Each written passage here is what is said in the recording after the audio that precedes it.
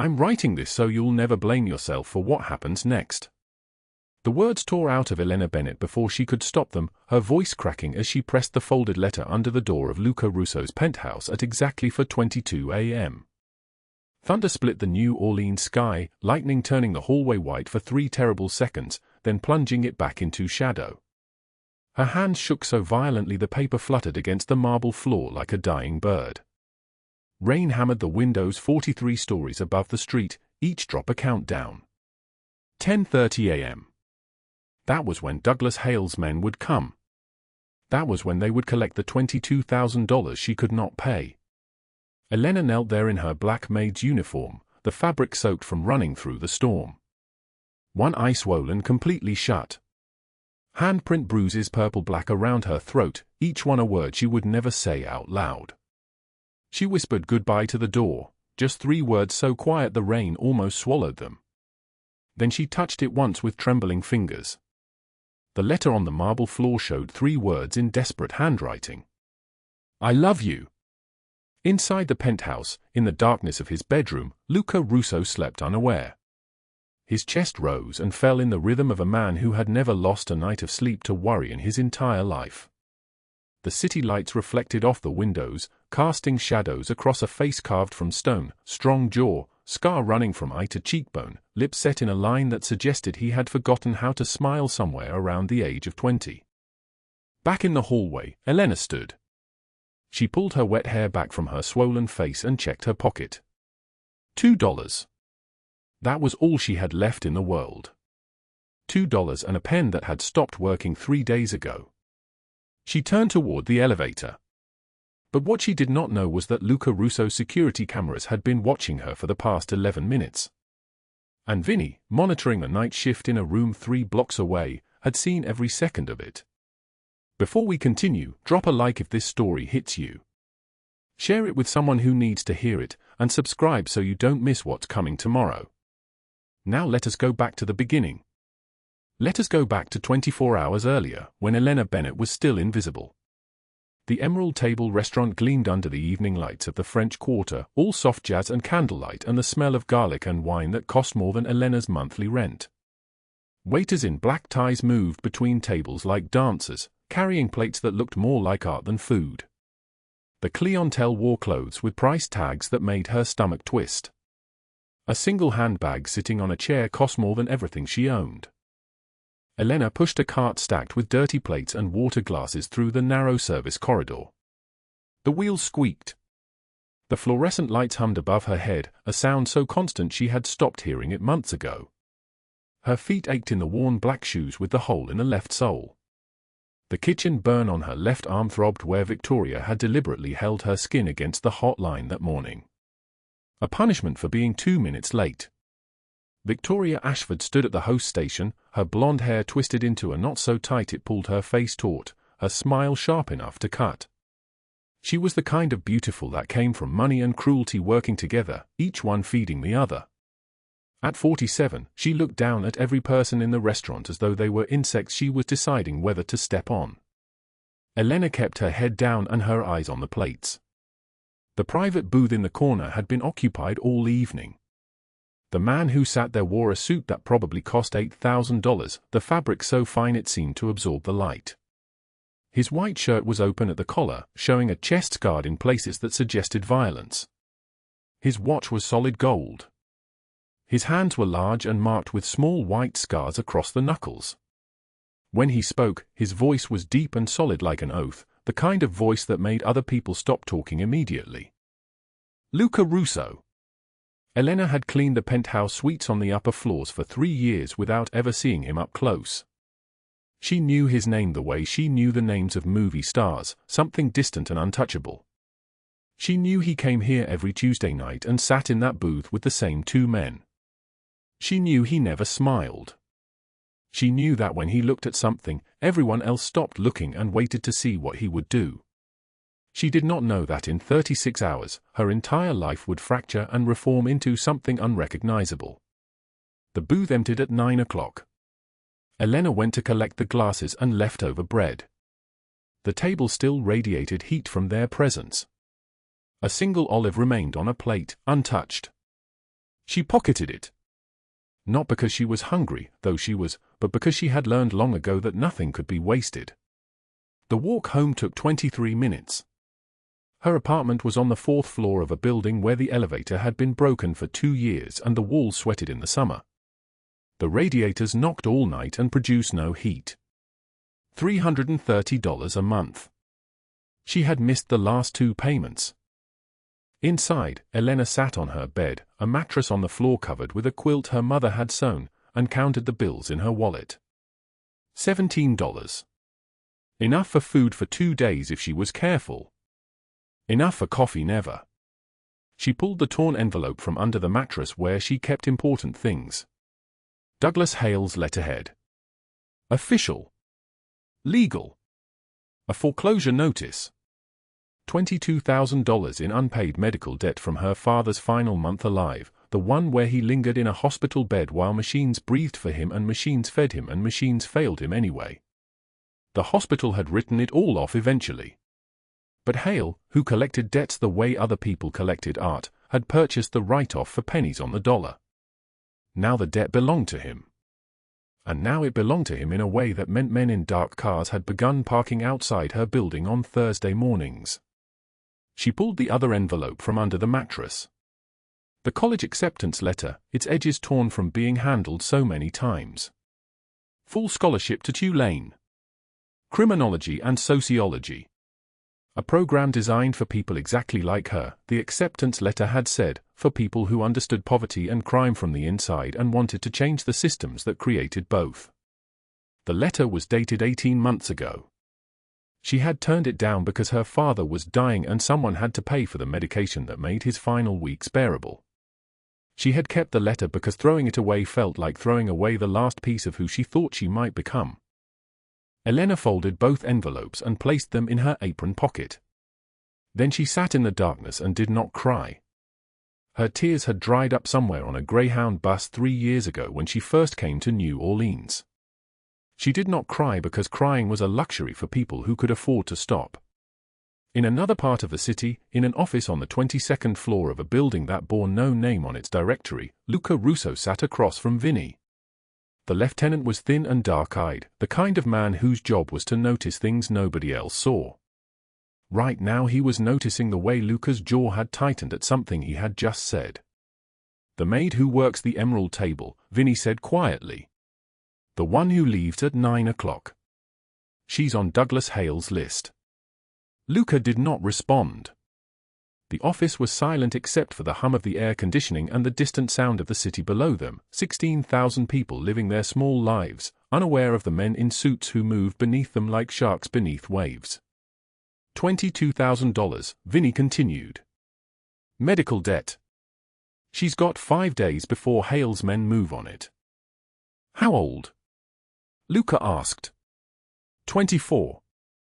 Luca turned away and looked out the window at the rain that had begun falling. The city lights reflected off the wet streets like blood on obsidian. He did not know her name. He did not know that this woman had wrapped his daughter in her own jacket 3 weeks ago when a summer storm had caught 7-year-old Lily on a street corner and Elena had appeared like an angel made of soaking wet cotton and desperation. He did not know that Lily had asked about her every day since, that she had drawn pictures of the kind woman with the sad eyes who smelled like cleaning solution and kindness. He did not know any of this yet. But Vinny did, because Vinny knew everything, and Vinny was about to tell him. Vinny sat across from Luca Russo in that silent office on the 22nd floor, the rain streaking the windows like tears on glass. The city sprawled beneath them, indifferent, 16,000 souls moving through their small lives, unaware of the men in suits who controlled the currents they swam in like sharks beneath waves. The maid, Vinny said quietly. The one who works the emerald table. She leaves at 9 o'clock every night. Luca did not respond. His jaw had tightened at something in Vinny's tone, a careful precision that meant the lieutenant had noticed something worth noticing. She's on Douglas Hale's list, Vinny continued. Medical debt. $22,000. She's got 5 days before Hale's men move on it. How old? Luca asked. 24.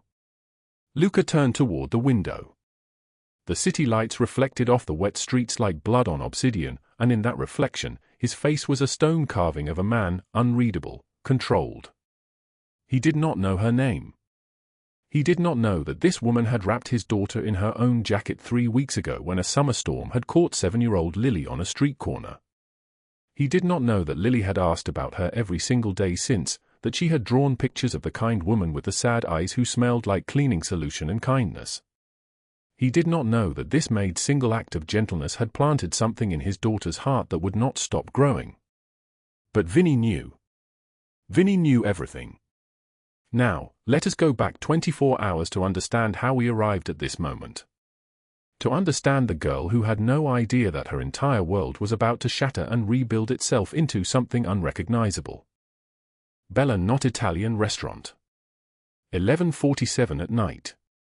The candlelit dining room hummed with the gentle clink of stemware and the murmur of conversations conducted in the careful tones of people with money and secrets to keep.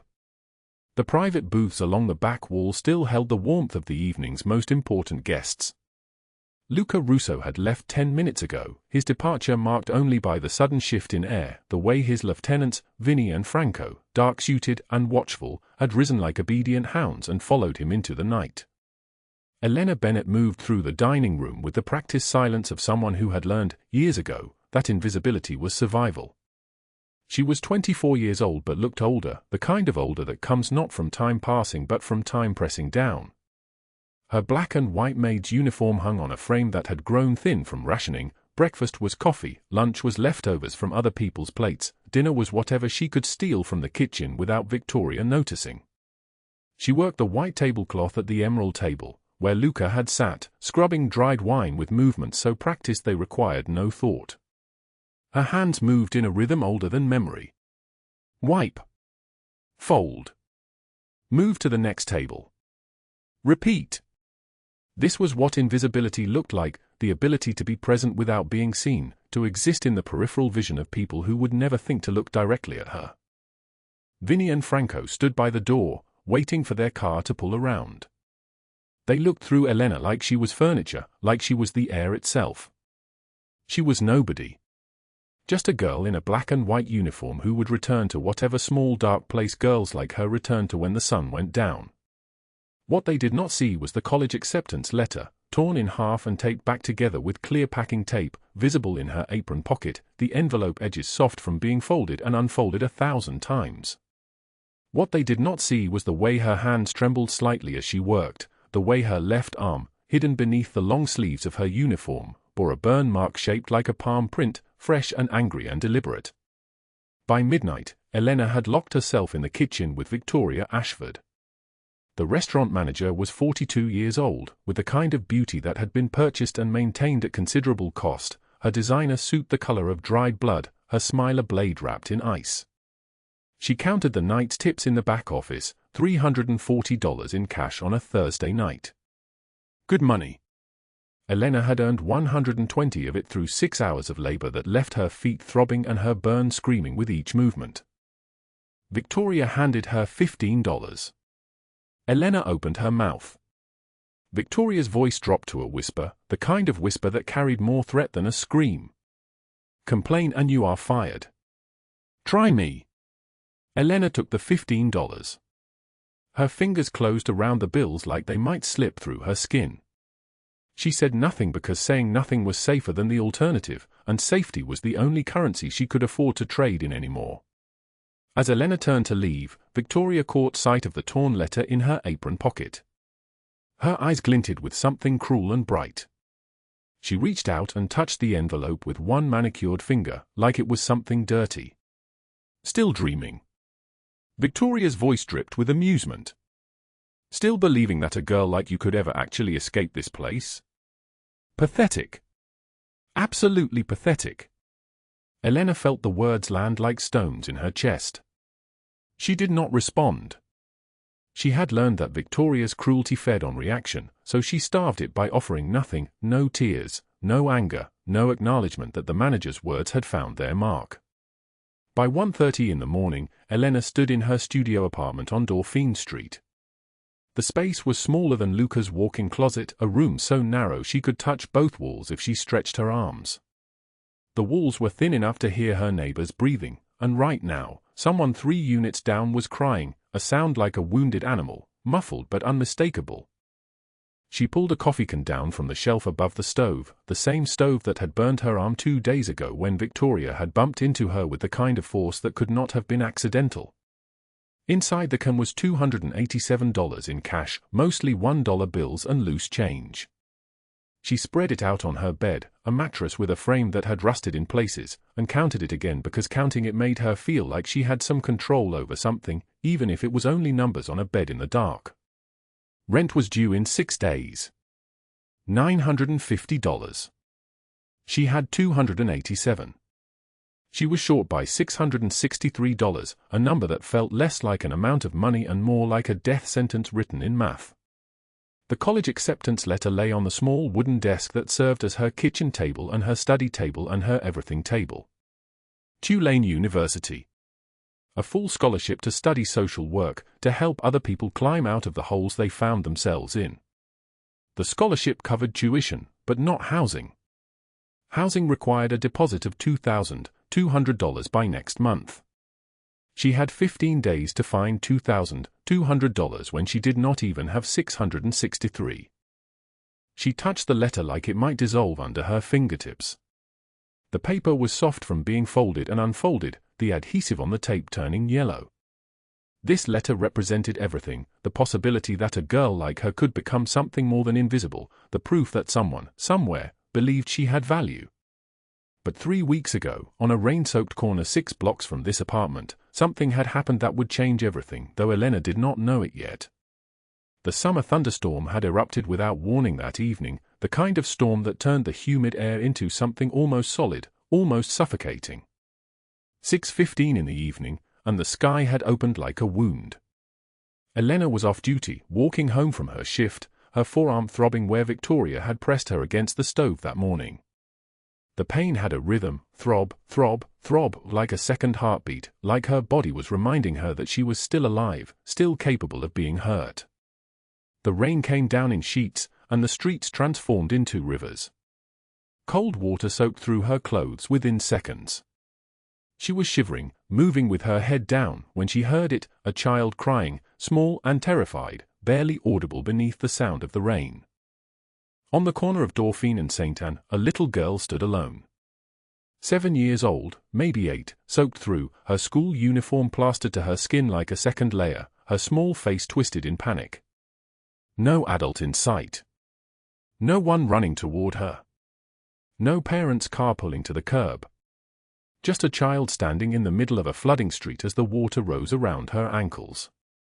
Elena did not think. Thinking would have meant calculating whether she could afford to help, whether this was her problem to solve, whether kindness was a luxury she could spare. She simply moved, her body responding before her mind could catch up. She stripped off her only jacket, the jacket she wore to work in winter, the jacket she slept under when the heat failed, and wrapped the girl in it, kneeling in the gutter where the water ran dark and cold. "What's your name, sweetheart?" Elena asked, her voice gentle despite the trembling in her limbs. "Lily," the child whispered. "I can't find my way home. The rain is so loud and everything looks different and I'm scared." "Where's your family, Lily?"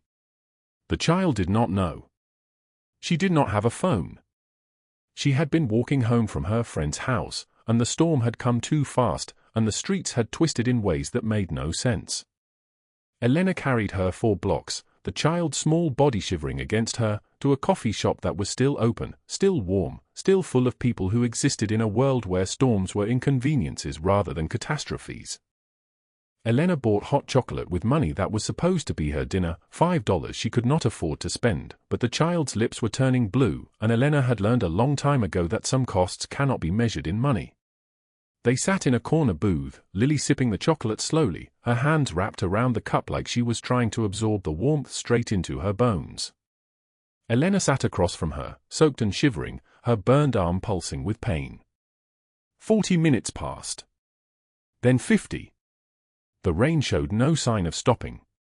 A woman burst through the door of the coffee shop, her expensive coat already soaked, her dark hair matted to her face.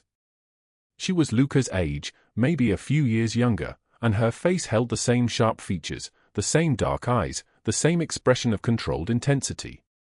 When she saw Lily, her entire body went still. "Lily," she said, and the name was a prayer and a curse and a thanksgiving all at once. She rushed to the table, pulled her niece into her arms, checked her for injuries with the efficiency of someone trained in crisis. Only when she was absolutely certain the child was physically safe did she look at Elena, really look at her, as if seeing her for the first time. "Thank you," she said. "Thank you, thank you." I don't even know what would have happened if she stopped, unable to finish the sentence. Instead, she pressed money into Elena's hand, $300, enough to cover a month of groceries. "Please. Take this." "It's not nearly enough, but—" Elena refused it with a quiet shake of her head. "Just keep her safe," she said. "That's all that matters." She never asked the woman's name. She never asked who Lily belonged to. She simply gathered her soaked jacket from Lily's small shoulders and walked out into the still-falling rain, shivering, her burn bleeding fresh blood through the bandage, a girl with $2 in her pocket and 17 days before her rent was due. She did not know that the woman was Luca Russo, Luca's sister. She did not know that Lily was his only daughter, his greatest love, the reason his heart still beat inside a chest that had been carved hollow by loss.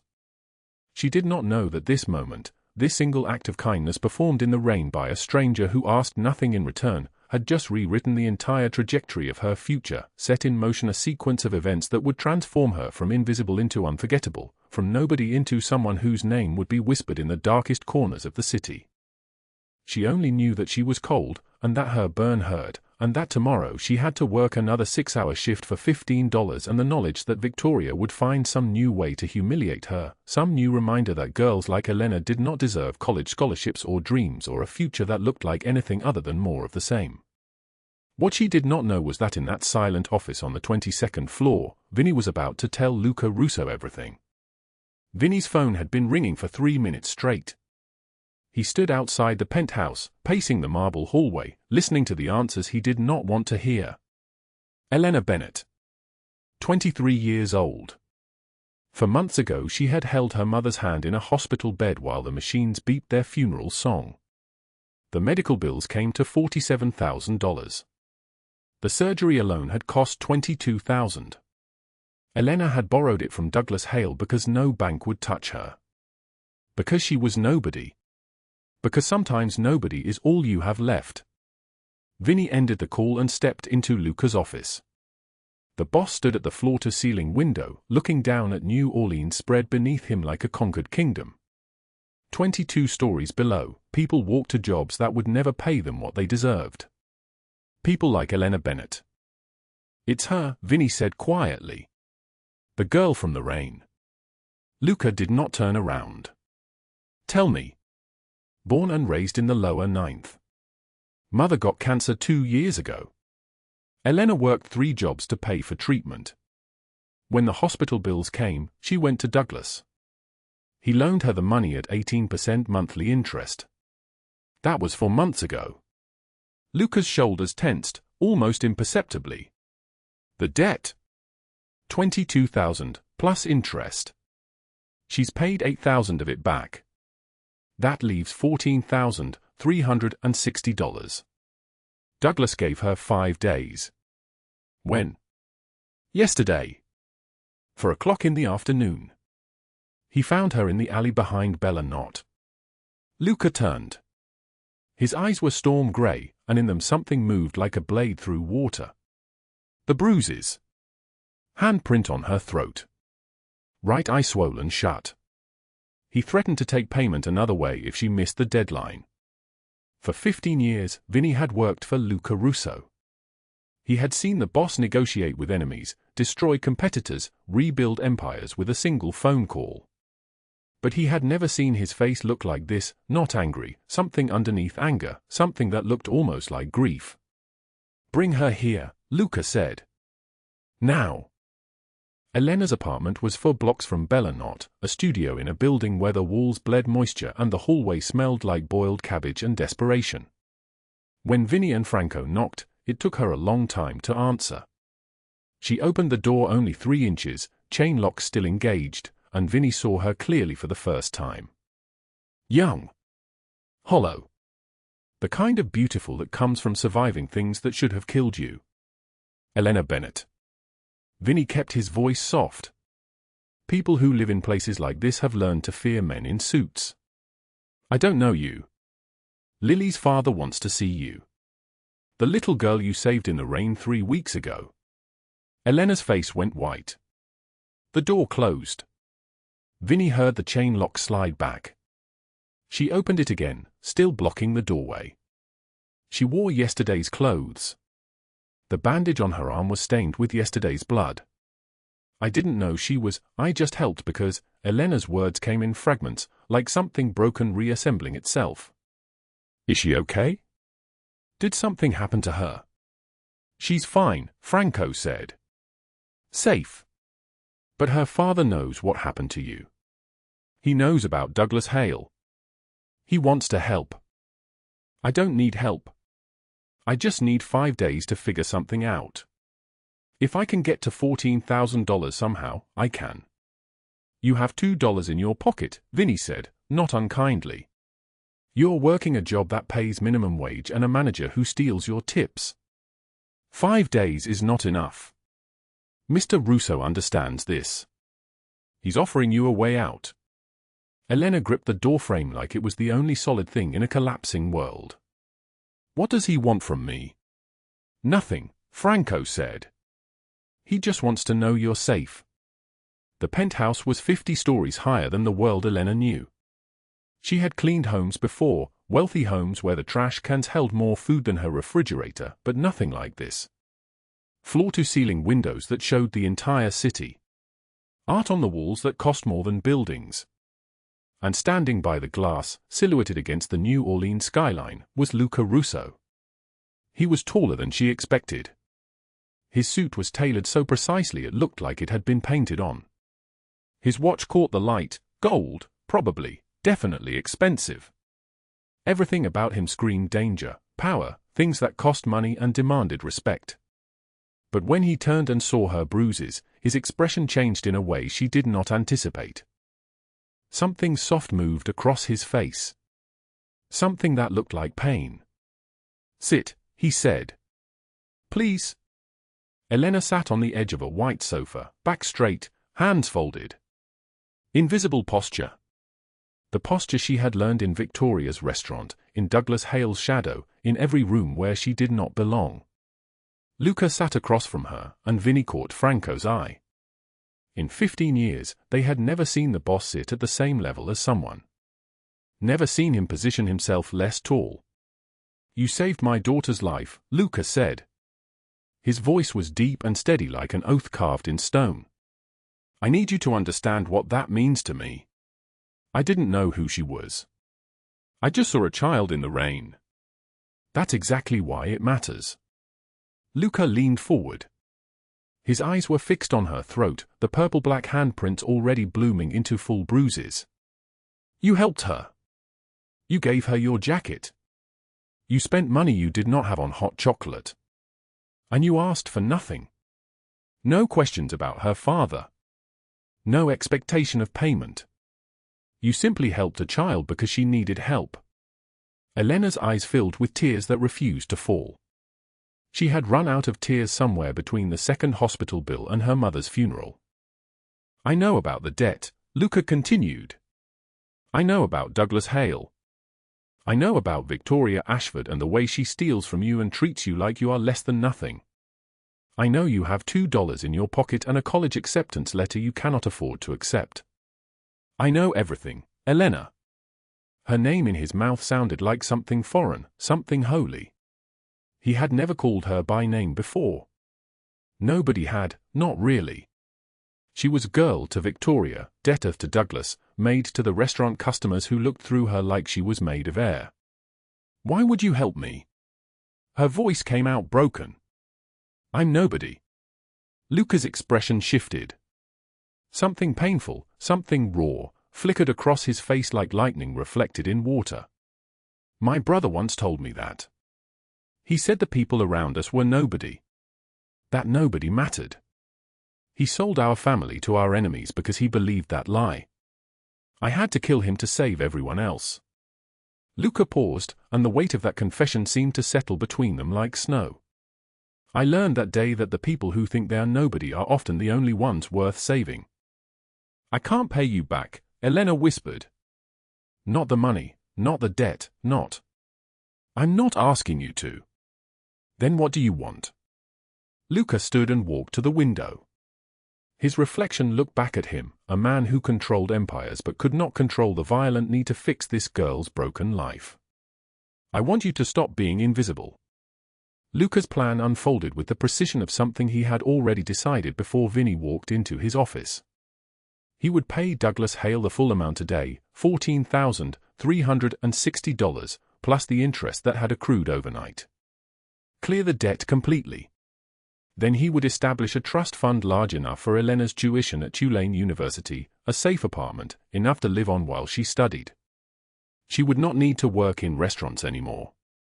She would not need to watch managers steal from her. She would not need to fear debt collectors. I can't accept that, Elena said immediately. It's too much. I don't deserve. You wrapped my daughter in your jacket and bled through a bandage to keep her warm.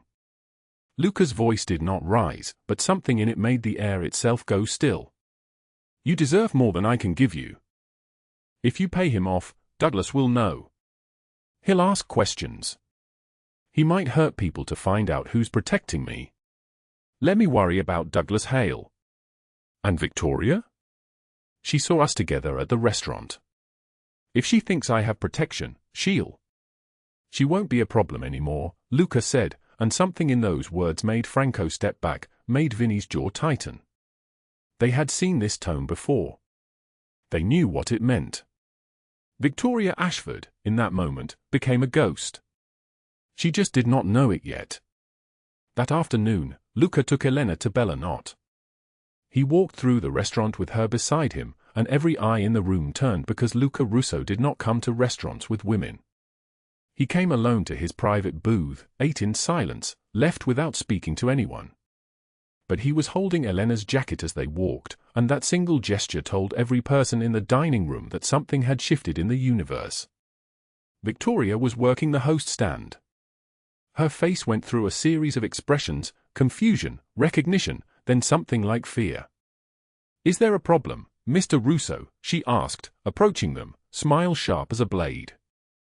This woman works for you, Luca said simply. It was not a question. Yes, since September. Is something. She's finished here. You'll pay her every dollar you've stolen from her. I have the exact amount, $8,340 in tips you claimed for yourself over the past 11 months. Victoria laughed, a high, nervous sound. I don't know what she told you, but I have cameras. Luca's voice cut through her denial like a blade through silk. I have witnesses. I have your bank records showing deposits that match her tip nights exactly. You can pay her now, or I can make one phone call and have the IRS here within an hour. Your choice. Silence flooded the restaurant. Every customer, every server, every person within earshot had stopped moving. The sound of ice clinking in a glass seemed impossibly loud. Victoria went to the safe in the back office. Her hands shook as she counted out the cash. When she returned, Elena was standing very still, watching her with eyes that had already begun to change.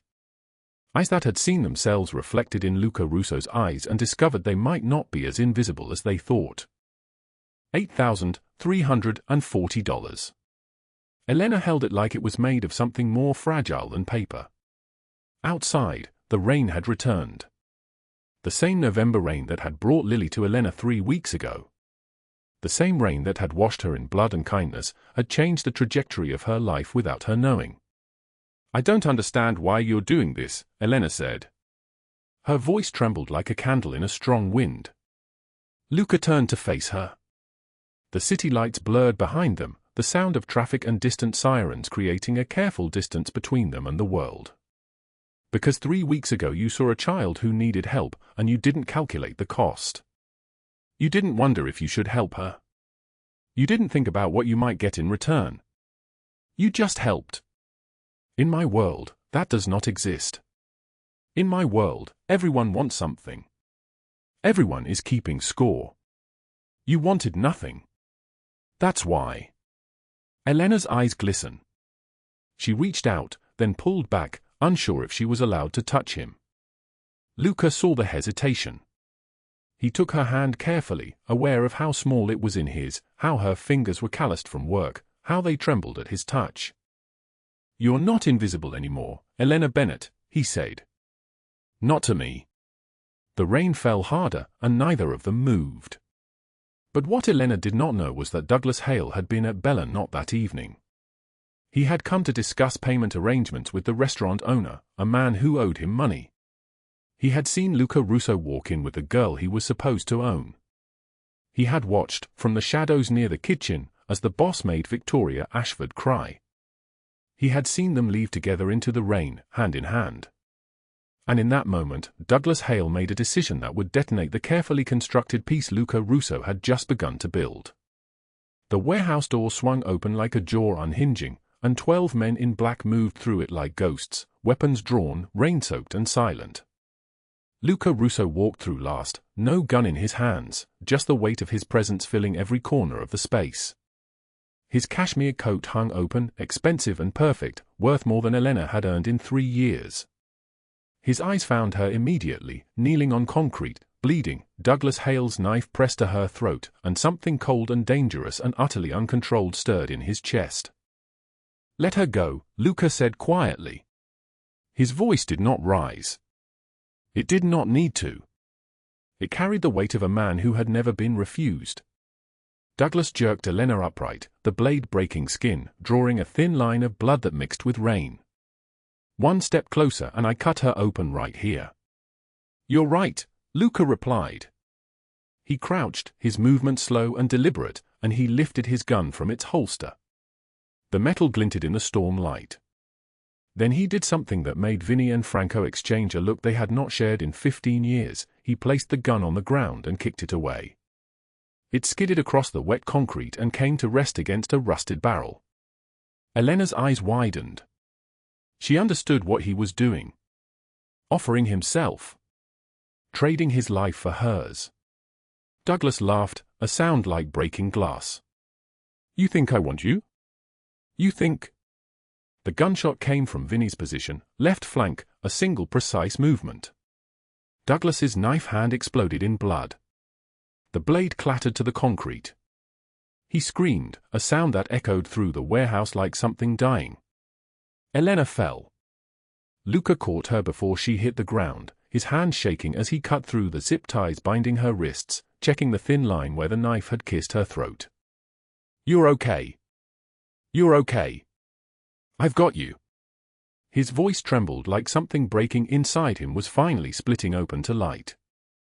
Elena clung to him, her entire body shaking, rain and tears and blood mixing on her face. She had thought this was the end. She had thought she would die in this warehouse, another invisible woman, another forgotten name. Instead she was alive, breathing, held by a man who had just proven that she was worth everything to him. Franco wrapped a jacket around her shoulders, his massive frame shielding her from the worst of the rain. You're safe now, Signorina. You're safe. But Luca was not finished.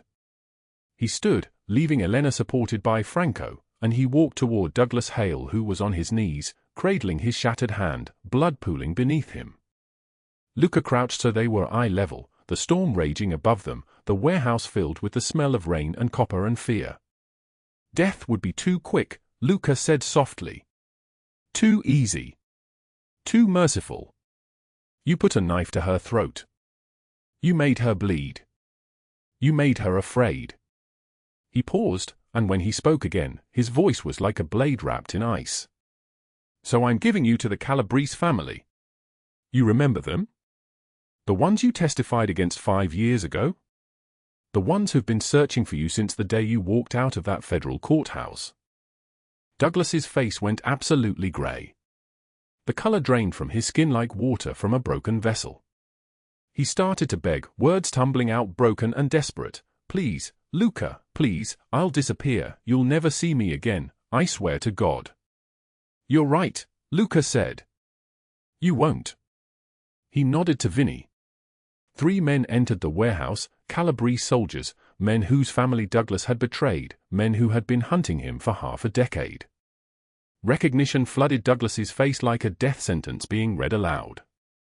He tried to run on shattered legs, tried to crawl toward the back exit, but they moved with the efficiency of men who had done this before. They dragged him toward the waiting van outside, and his screams filled the warehouse, raw and animal and hopeless, until the van door slammed shut and the sound stopped. Silence. Rain hammering the metal roof. The smell of ozone and blood and the wind coming off the Mississippi 3 blocks away.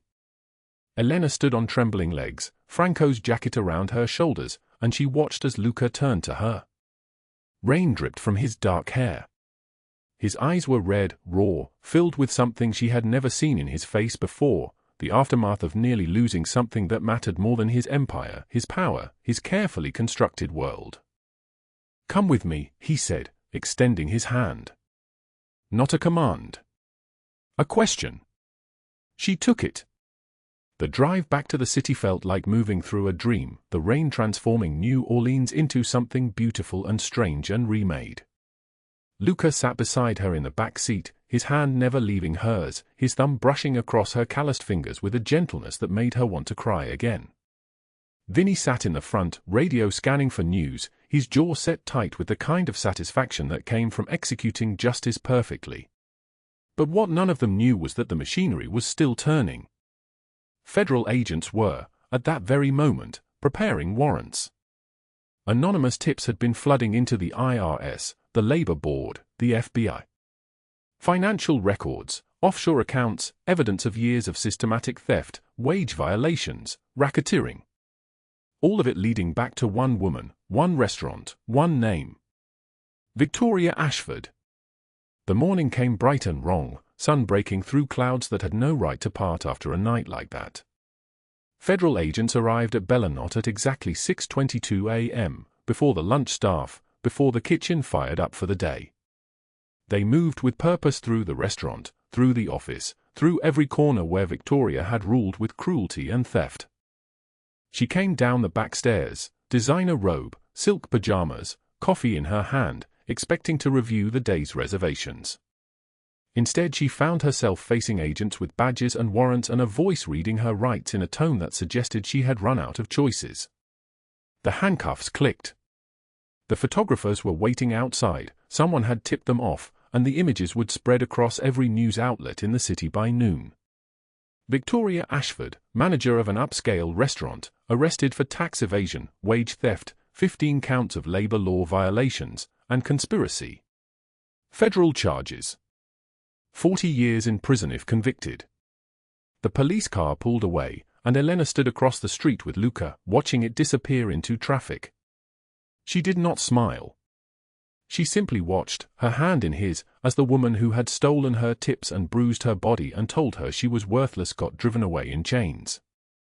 Luca felt Elena's hand tighten in his. He looked at her face, saw the storm passing behind her eyes, saw her understanding that the world had shifted. That the people who had made themselves small by making her smaller were now being erased. "It's over," he said quietly.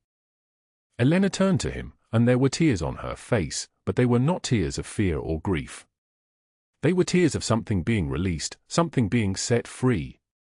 "Yes," she whispered. "It's over." The rain had stopped. The city was waking up. And somewhere in that city, a girl who had been invisible was finally beginning to see herself as others had always seen her, not as nobody, but as someone worth saving. Someone worth fighting for. Someone worth everything. The rain fell soft against the bus window, and Elena Bennett sat motionless with her single bag and a ticket to Houston in her trembling hands. $500. That was all she had left after leaving the rest of Luca's money on his apartment table with a note she could barely write through her tears.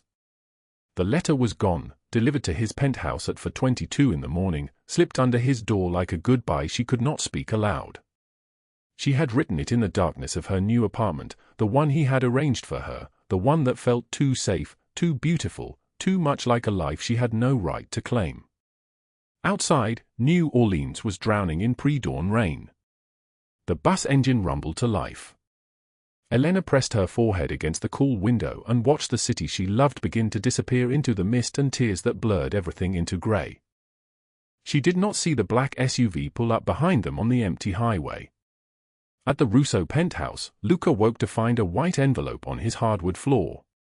His hand trembled as he picked it up, not from fear but from recognition. Elena's handwriting.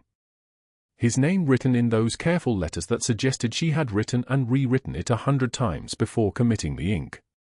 He stood in his hallway in sleep clothes, hair disheveled, barefoot on marble that cost more than Elena's monthly rent used to be. The morning light cut through the floor-to-ceiling windows, illuminating the city below. He opened the letter. His jaw tightened by the second paragraph. By the final line, *I love you, but you deserve someone who belongs in your world*, his teeth ached from clenching so hard. The paper crumpled in his fist. In one fluid motion, he pulled his phone from the nightstand and called Vinny. "Find her. Now. She's running." The words came out flat, controlled, but underneath them was something raw. Something that had not existed in Luca Russo's chest in 15 years. The bus station in New Orleans smelled like diesel fuel and desperation. Elena sat on a metal bench at 7:45 in the morning, her bag at her feet, ticket in her hand, watching the clock. Passengers shuffled past, people with nowhere to go except away. She understood that feeling perfectly. The loudspeaker crackled. Bus for 47 to Houston now boarding. This was it. This was the moment she stopped being Elena Bennett, the girl Luca Russo had rescued, and became Elena Bennett again, invisible, unremarkable, alone. She stood. She picked up her bag. She walked toward the gate. Behind her, the doors of the station burst open. 12 men in black suits, moving with the synchronized precision of a military unit, spread through the terminal. Passengers froze. Security guards wisely decided they had other places to be. The men did not run. They did not draw weapons. They did not need to. Authority moved with them like fog, settling over everything. And behind them came Luca Russo, soaking wet from the rain, his suit clinging to his broad shoulders, water streaming from his dark hair into his eyes. He looked like something that had walked out of a storm cloud. Elena turned. Their eyes met across the crowded station, and everything else, the announcements, the rolling luggage, the breathing of 100 strangers, seemed to disappear. Luca walked toward her. His men created a corridor, silent, watching. When he reached her, he held up her letter. The paper was wet from his hand, wrinkled from being read over and over. "You wrote that you love me," he said, his voice deep and solid like an oath spoken in a confessional. "Then you ran." "Luca, You wrote that you think you don't belong in my world. That you'll endanger me. That I deserve better." He stepped closer, and Elena could feel the cold rain radiating from his clothes, the heat of him underneath. "You're wrong. I'm a maid. I'm a man who kills people for a living. I'm a man whose own brother betrayed him. I wake up every morning wondering if today is the day someone puts a bullet in my chest." His hand came up, fingers gentle against her cheek. "And then 3 weeks ago, you wrapped my daughter in your jacket and asked for nothing in return. You made me remember what goodness looks like. You made me want to be the man you saw when you looked at me." Elena's vision blurred with tears. "Lily deserves a mother who. Lily talks about you every day. She asks when the kind lady from the rain is coming back. She drew you a picture. It's on my refrigerator, and my men have seen it, and not one of them will ever forget it because they know it means something." His thumb traced her jawline. "I'm not asking you to be invisible anymore, Elena. I'm asking you to stay. Go to Tulane. Get your degree. Build your life. But build it here, where I can see you. Where Lily can know you. Where you're safe. And if I stay, what am I to you?" The answer came without hesitation. "Everything. He kissed her there in the bus station with 20 strangers watching, rain streaming down the plate glass windows, the whole world outside and only them inside. When he pulled back, he was smiling, the first real smile his men had ever witnessed on his face. "Come home, Elena." She did. 6 months dissolved into autumn gold. Elena walked across Tulane's campus with books in her arms, her transcript already filled with A's, her internship at a non-profit for at-risk youth extending into permanent employment. She thrived because she was safe.